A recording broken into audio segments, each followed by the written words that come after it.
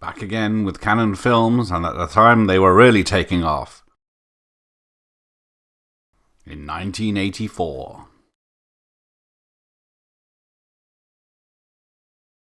First up is The Big Tease, Here Comes Another One.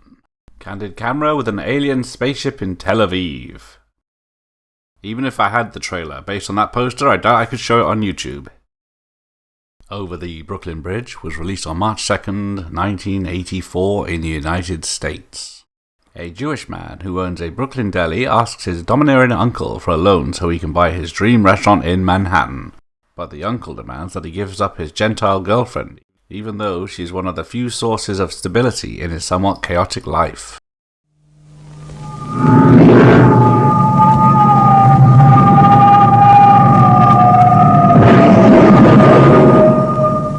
Albie Sherman has problems. Hey, look at this place. More than 10 people at one time and there's no room to breathe. He's got problems you can't believe. I don't want to discuss this with you anymore, all right? My Albie is the politest boy in this family. Oh, come on, Leonard. You sit down before I turn you into chopped liver. His biggest problem is his love affair with Elizabeth. I love you. Your Albie is a schmendrick. Nobody is happy with the way you live your life. Mom, I'm gonna make you into a grandma. Which girl? Don't touch me. She's 28. She knows how to cook. And she's a virgin. Albie has a lot of problems with women. He also has a dream, but it keeps drifting away from him. I'm going to make you an offer you can't refuse. Albie doesn't like problems in his life. Buy a restaurant for dumping one broad and taking up with another one? Oh my God, what an uncle. Right or wrong, I'm right. Did make a fool out of me. A fool! He gives a little, you take a little. He gives a little, you take a little. He just wants a little peace and quiet. All right. But everyone else has a different idea. Well, you know I love you, isn't that enough? No. Over the Brooklyn Bridge, a film by Menachem Golan, with Elliot Gould, Margot Hemingway, Sid Caesar, Burt Young, Shelley Winters, and Carol Kane. Sahara was released on March 2nd, 1984 in the United States. Intent on winning a competition in place of her distinguished late father, beautiful young heiress Dale takes on the guise of a man and completes in his spot, embarking on a car race that crosses the unforgiving Sahara Desert. There is a place grander than the adventures that wait there, hotter than the passions that burn there. Only one word can describe it: Sahara. And only one girl dares to drive it. Sahara World Rally. I want to see the thing race straight through hell. Find me women who will make his bed a place of earthquakes. She is a demon from the house of devils. No! This one is mine.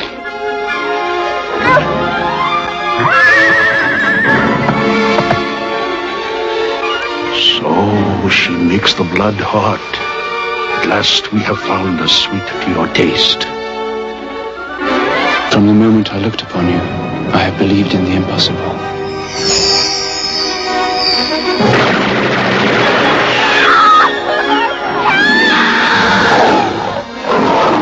The beauty of a girl, the thrill of a lifetime, the romantic adventure of the year. Brooke Shields, Lambert Wilson, Sahara. Breaking, also known as Breakdance, was released on May 4th, 1984 in the United States. A struggling young jazz dancer meets up with two break dancers. Together they become the sensation of the street crowds.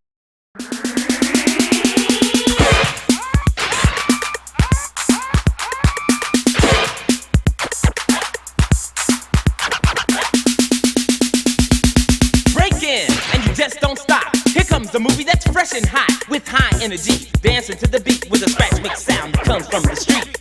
This movie is unique. You've got the talent.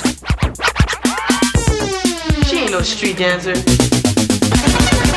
So go and tell your peers, the movie you long for is finally here. With action, style, and beautiful girls. People don't procrastinate, see the show, don't hesitate. And see how one young girl contacts the street dance world.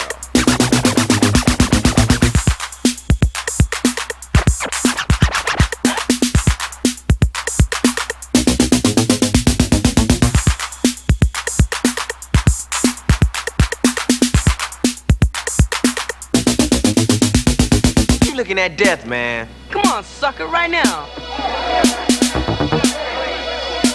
She was good. I'm better.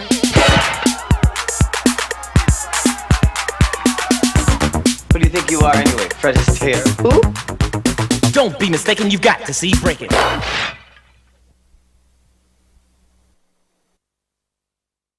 Making the Grade, also known as The Last American Preppy, was released on May 18th, 1984 in the United States. A spoiled rich man hires a young hustler who lives in a broken car and owes money to a dicey loan shark to take his place in the elite prep school and graduate for him. Okay, Palmer. Rise and shine. He's a millionaire. He's a playboy. How about a brewski? Nice grab. He's a fun-loving guy. He's Palmer Woodrow III. Gosh! Darn it! And he's going to lose his inheritance You will actually have to get a job. unless he graduates from Hoover Prep. Hey, you know something? Nobody at that school knows what I look like. Pay some guy what, $500-600 a month and a bonus to graduate? Where do you propose to find the idiot to do this? This is Eddie Keaton, How are we doing? street kid, What do you say, Eddie? dropout. Break his legs. And then get me some pizza, okay? Jive walking. But if he can pass senior year as Palmer Woodrow, he'll be wealthy beyond his wildest dreams. I'll cover your monthly expenses, and there's a $5,000 bonus once I get my diploma. $5,000? All right, $10,000, but that's it. Making the Grade. The story of two guys who run a con on the snootiest prep school in America. I've read about your father. He's somewhat of an industrial mystery man, isn't he? Well, he used to me, sir. But for Eddie Keaton, fitting in is not going to be easy. Did you tie this thing? Wow! You did! He's crazy. Break time! This could be dangerous. You're not some kind of a mental case, are you? Because I don't need that right now. I really don't. This man is going to wrinkle his clothes. And you're expelled. Making the Grade. It's two guys Is this some fabulous educational system? and one great scam that could ruin the rep of Hoover Prep. That's live. This is the most embarrassing day in Hoover history. Making the Grade. The comedy that hits higher education below the belt. Making the Grade.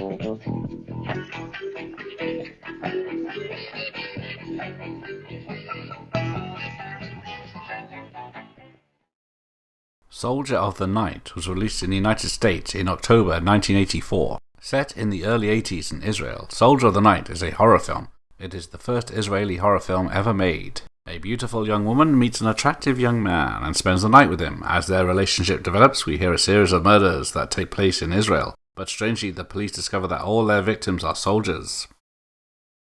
Sadly, no trailer for this one. I would have liked to have seen it. The Naked Face was released in June 1984 in the United States. A Chicago psychoanalyst patient and secretary are murdered, and he becomes the police's prime suspect, despite his claims that someone is trying to frame him.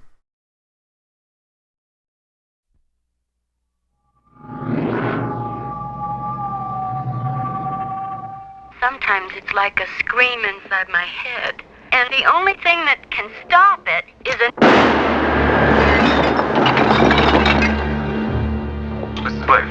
From Sidney Sheldon's shocking bestseller, The Naked Face. Beneath the cool exterior of a city beats the heart of a murderer.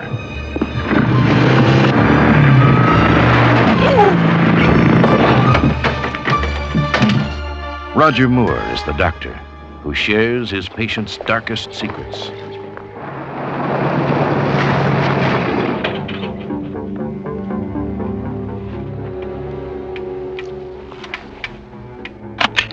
What you must remember, Mrs. Blake, is whatever you tell me is just between you and me. It goes no further. It's just that I'm scared.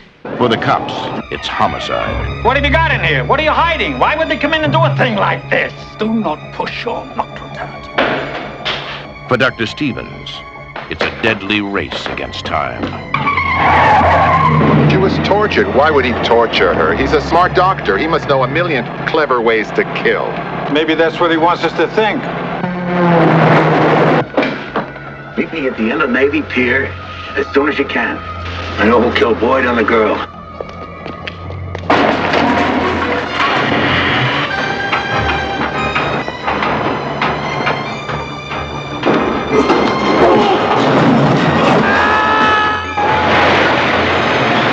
Roger Moore, Rod Steiger, Elliot Gould, Ann Archer, Art Carney. Suspect or victim, Roger Moore walks the tightrope of terror in The Naked Face. Written for the screen and directed by Brian Forbes. A Golden Globus production coming from Cannon. Agatha Christie's Ordeal by Innocence was released on May 17th, 1985 in the United States. Dr. Calgary returns home from an expedition and goes looking for a hitchhiker whom he gave a lift to 2 years previously in order to return the man's address book. He discovers the man had been executed for his mother's murder.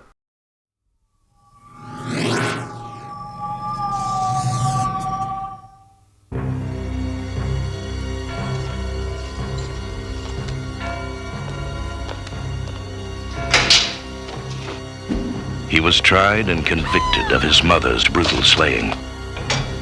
Only 2 people knew he was innocent. The stranger who could prove his alibi, and the real killer. Agatha Christie's Ordeal by Innocence. Donald Sutherland is Calgary, the stranger obsessed with justice. A man has been wrongly hanged. Doesn't that mean anything to you? I was in charge of that case.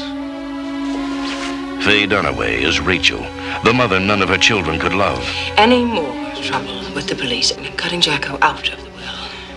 Her family lives with shocking secrets, only one of which is murder.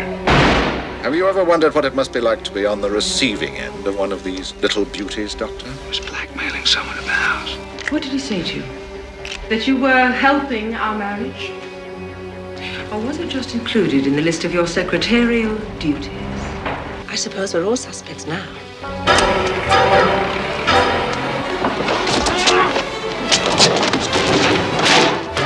If you weren't a communist, you'd still be alive! It isn't his business. Stay where you are.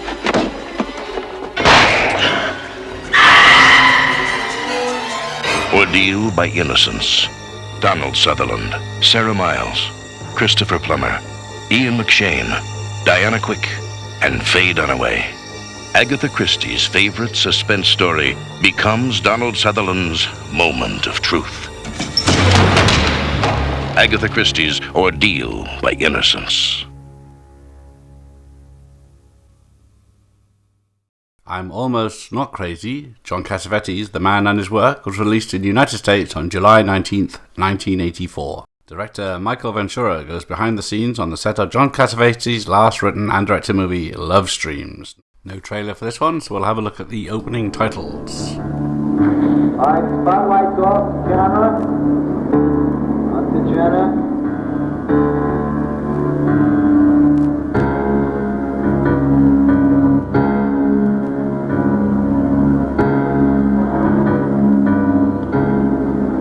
Moving in. Let's see more, Jenna. That I would be the only one. Back down. You promised me the only Outside. Promised me, you promised me.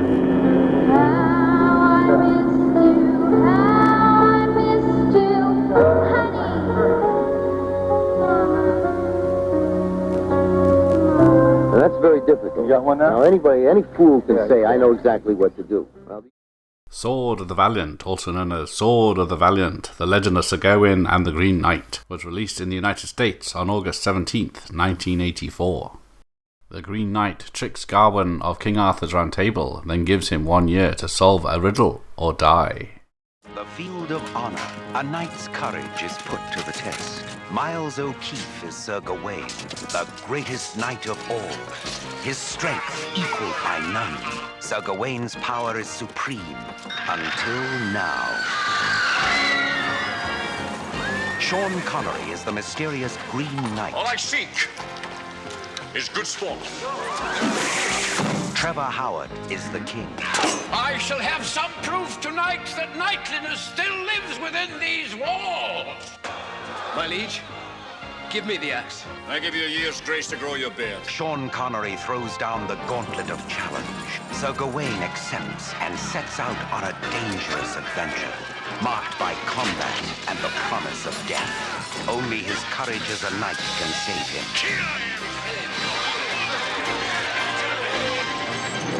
Cyrielle Clare is the beautiful Lynette. Gawain, help! I've always loved you. Ronald Lacey is the evil Oswald. She's mine. His lust for wealth and power is surpassed only by his brutality. His fiery passions engulfed all.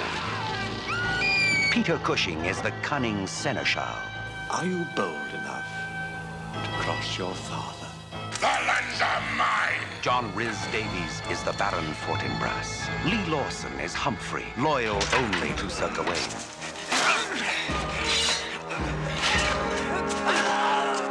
You're not playing my game, Gawain. You have a ring, and it does not belong to you. Fighting the forces of magic and sorcery, Sir Gawain is faced with unearthly dangers. He is challenged by all, defeated by none. A remarkable man. Fighting the treachery around him. Leave the wretch to his miserable end. Always courageous. Forward into battle! Always victorious. Tomorrow I ride out to meet the Green Knight. The ultimate challenge awaits him. We have an appointment at the Green Chapel before the sun goes down. You've had your cut. The game is over. I make the rules, boy. I make the rules. Sean Connery and Miles O'Keefe in Sword of the Valiant, an epic tale of a legendary knight, a knight called Sir Gawain. Love Streams was released in the United States on August 24th, 1984. Two closely bound, emotionally wounded souls reunite after years apart. A well-received film, but no trailer for this one. Bolero was released on August 31st, 1984 in the United States. In the 1920s, a young woman sets out to lose her virginity. Her mission leads her to a Moroccan sheik and a Spanish bullfighter. A film that's attracted international attention, earned its scandalous reputation, Bolero, starring Bo Derek as the adventurous young woman who sets out to lose her innocence. Will you show me everything? I want it. Bolero, so daring we can only show you where the ecstasy begins. Bolero. Due to the adult nature of this motion picture, no one under 17 will be admitted. Exterminator 2 was released on September 14th, 1984 in the United States. The flamethrower-wielding vigilante John Eastland returns to rid New York City of a drug lord and his gang.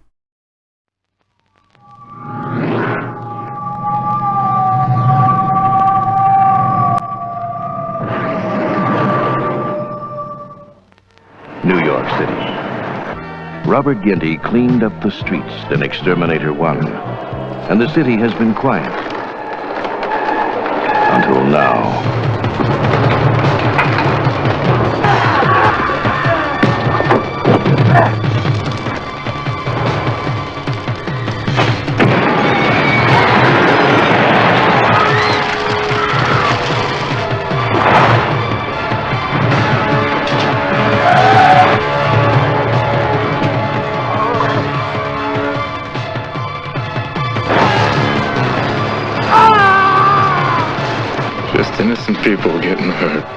No matter what you think, no matter what you say, nothing you can do.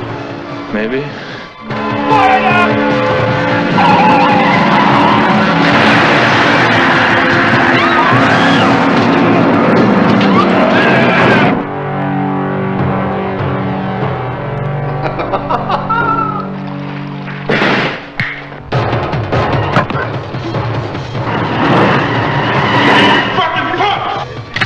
I'm crazy? I'm crazy? I ain't crazy, but I'm mad! You hear me? I am mad!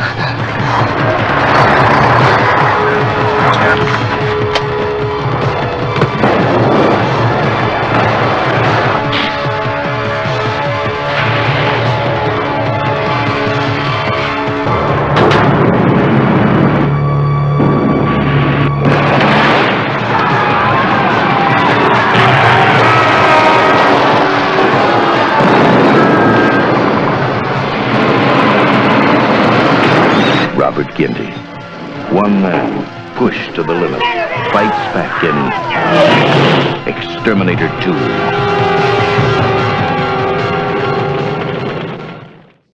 Ninja 3: The Domination was released in the United States on September 14th, 1984. An evil ninja attempts to avenge his death from beyond the grave by possessing an innocent woman's body.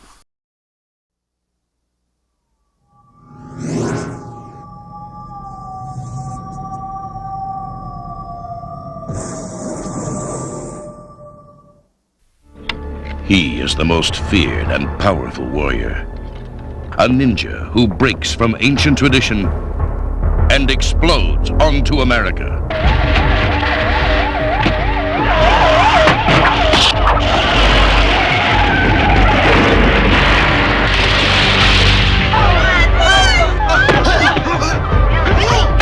His soul possesses the body of an innocent woman and transforms her into a lethal assassin. Who are you?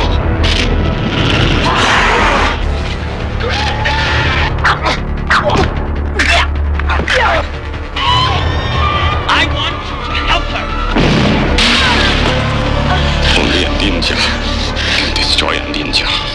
Her only hope is Yamada, the master ninja, who has been sent to destroy him.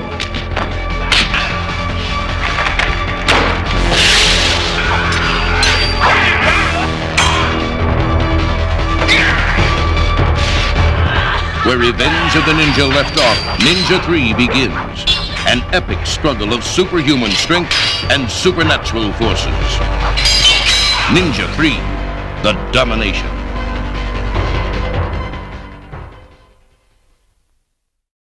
Forced Witness, also known as Forced Testimony, was released on May 14th, 1984 in France. A divorced solo parent to a 9-year-old boy is called to give evidence at the police station after witnessing her neighbour's brutal assault. This is another film I couldn't find a trailer for.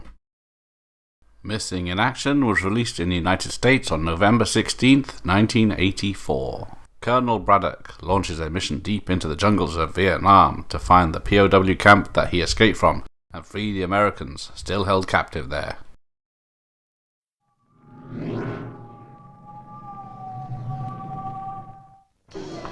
Vietnam, 1984. Chuck Norris is James Braddock. Decorated war hero. Ex-prisoner of war. An American on a mission. One man who couldn't forget the Americans that were left behind. We categorically deny that there are any living MIAs in Vietnam. Wrong answer. James Braddock has returned.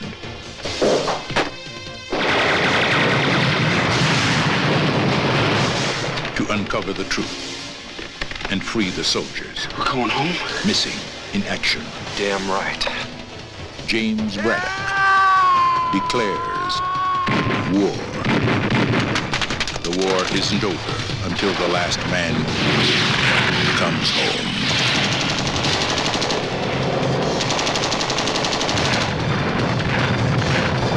America had no more heroes. until now. Chuck Norris, missing in action.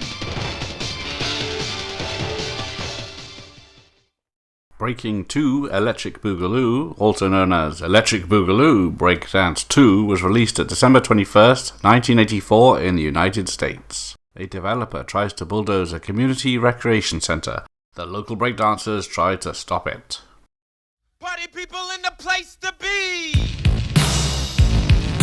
This is what you've all been waiting to see! Electric Boogaloo! The ultimate show with Kelly, Ozone, and Turbo. Electric Boogaloo is breakdance too. Yes, ooh. Hi. Electric Boogaloo's action dance, the best you'll get. If you like breakdance when you ain't seen nothing yet. I'll finish you, your friends, and your whole damn neighborhood. This time there is an enemy, so they must unite. Because to say what you believe in, sometimes you must fight. You lost your edge. Try me. Electric Boogaloo's the greatest, nothing can compete. And once you've seen this movie, you'll believe in the beat.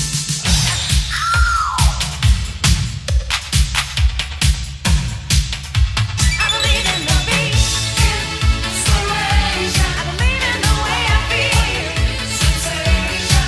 When I'm dancing, it seems like everything's alright. I believe in the beat.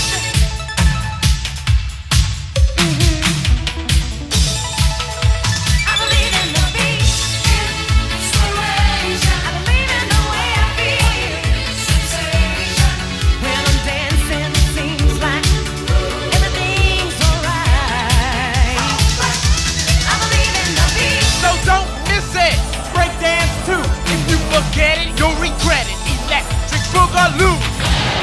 A Golden Globus production. Another good one from Canon. That's it for 1984. Let's see what's coming out next year. First up, Bronson's back again, facing off with the Golem. And Chuck Norris is back as well, this time as the American Ninja.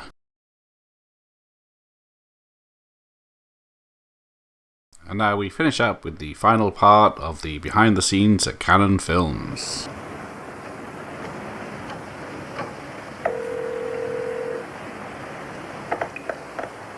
מנחם! לא, כן, שלום. שלום, שלום. נו, בשעה טובה התחלנו היום את ההפקה. כן, נו, איך הולך? יוצא מן הכלל. אני חושב שיש לנו חומר יוצא מן הכלל. בסדר. איציק, העניין, בוא נדבר באופן רציני רגע, העניין של התקציב. כי אתה קראת... שיגעת אותי עם התקציבים ששלחת לי. אתה הבינית מה שכתבתי. אני מבין, אבל בכל זאת... After I became to know him well, I found out that he is too soft. People who are saying that he is ruthless, I think that they don't know him. They don't know the man. I remember when once Menachem and YouRun, they were my clients when I ran the lab and the studio here in the country. So he wanted to take the answer print of one of his pictures. And I told him, Menachem, I'm not going to give you the print unless you are paying me in front. I tried. And then Menachem came, it was probably 20 years ago. And he came and said, look, I don't have anything. I don't have a car, I don't have a frigidaire, and I don't have even a house or an apartment. The only thing what I have is a wife and 3 daughters. If you can put a mortgage on my wife and my 3 daughters, it's okay with me. And if you're not going to give me the answer print, you are ruining me absolutely. So, and he started to cry. And even people are saying that I'm ruthless. I became soft and I gave him. And I'm not sorry for that. Rumpelstiltskin, the exciting first film from Canon's children's movie tales. Magical stories come to life. The things that they can help. Things that they can help and do. You know, like the hips. My wife had 2 new hips put in. Yeah, 2 new hips. And it helped her. Is your wife big? She was big. She was big. Yes, yes. Speed. 9, take 2. And action.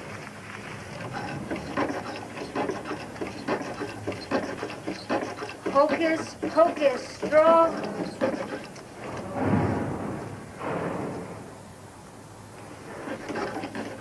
Ouch!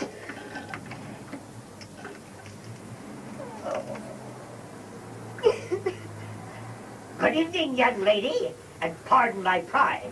But what is the matter, and why are you crying? Mr. Cut. Like that. Let's do one more. Okay, עוד אחד מיד בבקשה. The Menachem that I know is a person who gives you tremendous chances.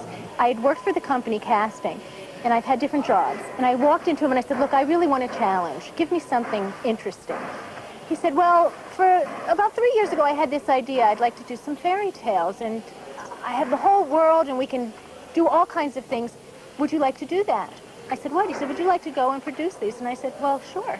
We went to Budapest, we went to Czechoslovakia, we went to Italy, we went to Portugal and Spain. And finally, Menachem called me up and he said, okay, we're doing it in Israel.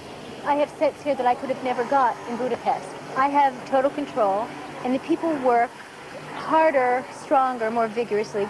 These are Israelis, and I've never seen any performances like this in my life. Well, the main secret is that all the budget, or most of the budget, 99% of the budget of a picture is going to the screen. Not with all the limousine, schmilmousine, lunches, bunches, and all this nonsense that first of all is money, and secondly, we don't have time for this. On this time that Menachem is spending few lunches, he can do another picture. אז על מה אתה מדבר? אולי 4 מטר גובה מספיק? לא. לא. יש תוכניות טלוויזיה, אתה שם את זה על כרכרה, על הטרקטור, הוא מכניס, כולל פרופס שם בתוך סגור. The communication center that we are building in Jerusalem is an example of some of Menachem's dreams to turn from dream to reality. We have to build in Jerusalem a communication center and on tremendous views of the mountains of Jerusalem, and to put a village and to create productions in this place, to make a little Hollywood in the mountains of Jerusalem.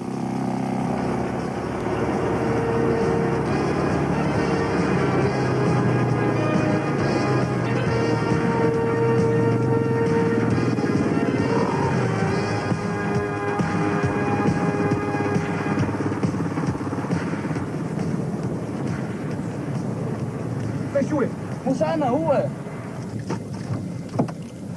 شوفي اي شوفته تركه شوف عليه ايه هو السؤال شنو بيسلم على موتوسيكل تركه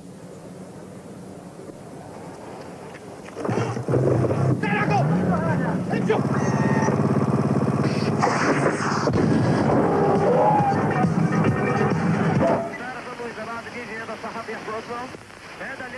While the hijacked TWA jet was still on the tarmac in Beirut, Cannon began production of The Delta Force, a film which would tell the story of what Menachem Golan thought should happen next. The hostages would be rescued by an elite American counter-terrorist force, led by Chuck Norris and Lee Marvin. Delta Force was shot entirely on location in Israel and was directed by Golan himself.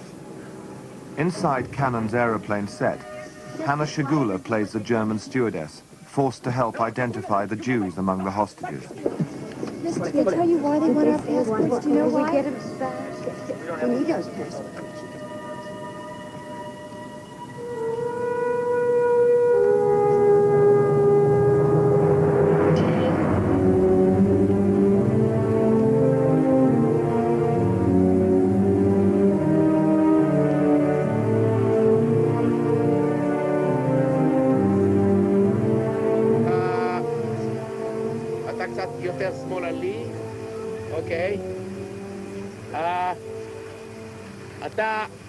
אתה שם אחורנית. אחרון. אתה אחורנית.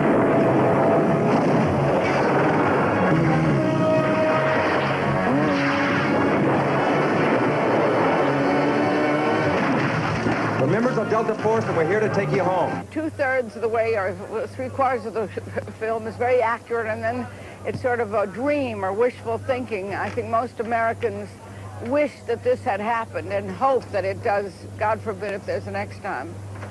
So it does, you do feel it very strongly, because outside in the real world it's going on, what you're acting.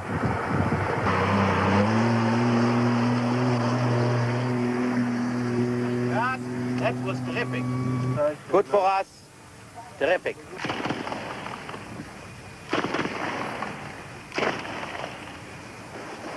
Visually, you have an area that's been at war for so many, centuries, I guess. So they're all, well, I mean, look at our backgrounds. I mean, this is just every day here. And the urgency of the people is an urgency in Israel that you don't see in other places. You know, they're very moving, very warm, and very open, all because they have to live so rapidly, in the sense of that they're living under this terrorism that they have here, you know. I think terrorism is going to get greater all over the world, and I think it's time that we started doing something about it right now, rather than waiting until it gets to such a problem that we can't deal with it. American, I want to negotiate. Do you hear me, American? Loud and clear. But it's very rare to have in advance, long time in advance, such kind of material. They really rushed Usually this it's come well. afterwards. They rushed this, yeah. It was very But they did special well. order. It's really nice, I think. Very nice. To help the launching of the film, I think it's a very nice idea. It's already in French on the side. Yes, but they made some mistakes, by the way, in here. Yeah. For example, they wrote, you see that, tout dernier modèle. It's tout dernier modèle. But you know, that's for the fun. A real-life world crisis that ended without slaughter is given a very different ending in a new movie. It's called Delta Force, and our entertainment editor, David Sheehan, has, of course, seen it, and he's here to tell us about it. Well, I want to tell you that this, I think, is an exploitation movie in the very worst sense of the term. Blatantly and brainlessly concocted to inspire vengeful hatred toward Arabs and Palestinians with a very manipulative restaging of the TWA hijacking of last June. Delta Force is such a flagrant attempt to celebrate irrational racial hostility. I think you're bound to be at least slightly sickened by it, no matter what your political or ethnic sympathies may be. In fact, the one encouraging thing, the paying audience I saw it with groaned and moaned a whole lot more than they cheered. I think that's because it's so crude and cartoony, maybe it won't have that much effect. All right, good to know that. Thank you. Thank you, David. If one of our pictures is coming out and the critics love it, and everybody is saying that it's a great picture, I know that I'm in trouble. Because that means that the people are not going to queue near the box office. And contrary, when they are saying bad things, I'm happy, because that's I know that this is going to be a smash. Delta Force took $6 million within 4 days of its release in the United States and Canada, and is doing good business in Europe and Asia. It opens at 100 British cinemas next Friday. To celebrate the move to their new headquarters and the opening of Delta Force, Golan and Globus invited Hollywood to a black tie party. There were over 2,000 guests. How are you? Thank you for coming. It's a great evening. We are going to do that movie. We have John Rivers already, and you, and it's going to be a blockbuster of the century. Delighted to see you. Delighted to see you. Okay. See you later. Oh, sure. So we can show you this building. You can come in, make a movie, and live with the movie. Everything is there, honestly. I believe it. Everything is in the building. We want you both here in the building. Okay. Okay? Yes, thanks. You see, we're on television. Thank you. Enjoy the party. Thank you. Enjoy the party. Congratulations. Thank you. It's upstairs. The party was held on the top 3 floors of their new multi-story car park, astro-turfed for the occasion.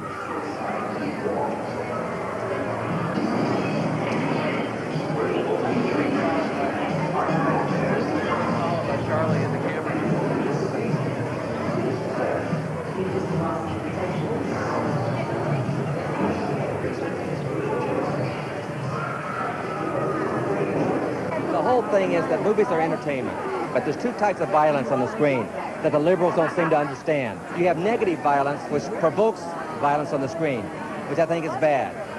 But a person who is retaliating against violence, just like you will do on the street if you're attacked, I think is good. You cannot hide your head in the sand and say there is not violence out there. The key point is how do you deal with violence. That's what's important, and that's what we try to demonstrate on the screen. Not in a negative way, but in a positive way. And in turn, it is not detrimental to our youth in America. I started at the very bottom in Oklahoma, and I've reached this level of success. Not many countries do you have that opportunity. And so, God bless America because of that. Very much. America is a great country and gave us a fantastic opportunity, Yoram and me. When we came from Israel and from Europe, we came to Mecca, the Mecca of motion pictures. And we came to pray. And we prayed and prayed. In the beginning, nobody listened. But then we kept on praying. And finally, people began to listen. It is true. Nobody believed them when they first started. 10 years ago, I guess, when they were a struggling little company, few had faith in them. But they are among the greatest marketing geniuses anywhere. And they have done so well that they make their profit even before the film is premiered. They're now making, I think it's something like 25 films a year, right? Right. Incredible.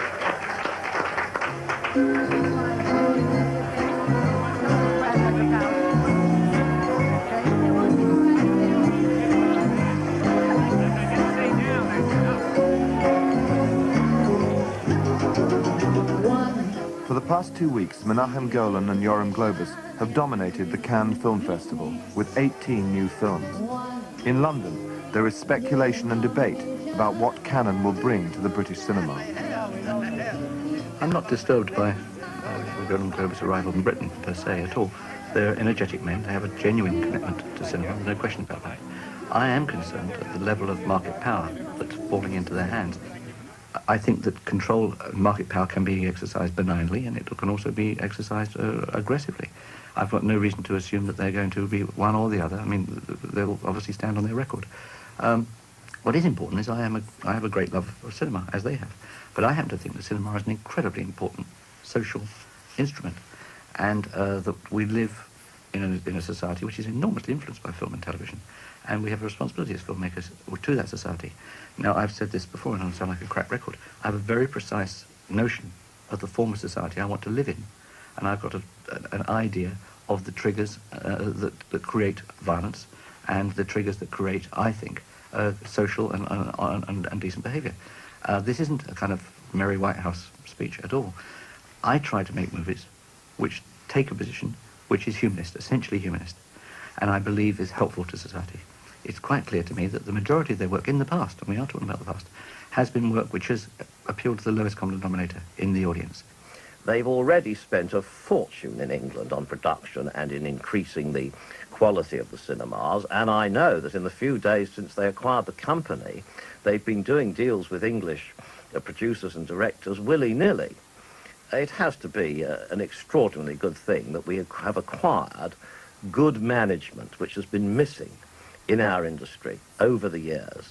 Film is a mass medium. It is a vastly expensive product. England has gone broke for years making films for people in Hampstead and Kensington that they could chat about over dinner. That's why we have no film industry left, because we've gone broke making films for a few aesthetes. Films have to be popular. That's why Hollywood thrives, but they can also be good. And Cannon's range today is absolutely extraordinary. Extraordinary.